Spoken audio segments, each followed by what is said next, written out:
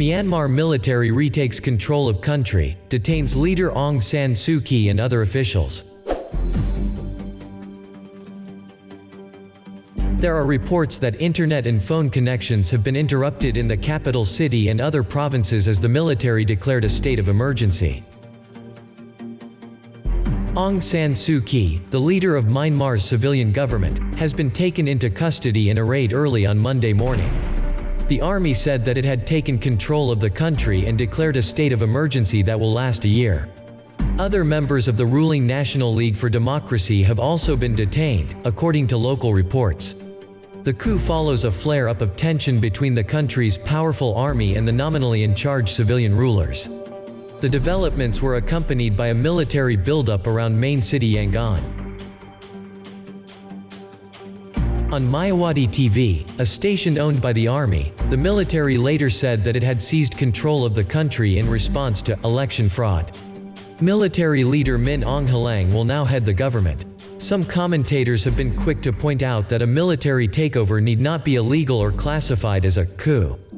That's because the country's constitution is a creation of the military and should be understood as a hybrid that combines democratic elements and reserves large powers for the military. This is especially the case when a state of emergency is declared, though according to the constitution that can only be declared by the president. Mayo Myint, a spokesman for the NLD, confirmed to the Reuters news agency that Suu Kyi, President Win Myint and other leaders, had been taken. He urged the population not to escalate the problem. "I want to tell our people not to act rashly and I want them to act according to the law." There are also multiple reports that mobile internet and phone connections have been interrupted in capital city Naypyitaw, Yangon and other provinces. The country's state broadcaster said that it is unable to provide regular TV and radio broadcasts. Other, unconfirmed reports say that several journalists have also been detained.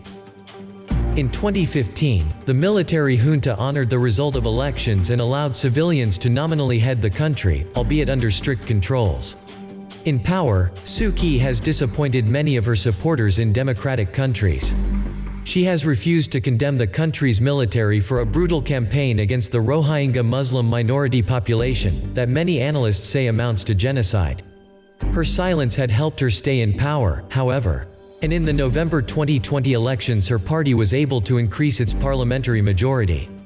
The proxy party for the military was reduced to just 33 seats out of the 476 in parliament. The past 2 months have seen tensions grow as the military claimed that the election was fraudulent. Suu Kyi was for 15 years a political prisoner, held under house arrest by the army. But even with her liberty restricted, she appeared to be a tireless campaigner for civilian rule and attracted global attention for her calls for peace and democracy. She was celebrated in the 2011 Luc Besson directed drama, The Lady, with Michelle Yeoh in the starring role.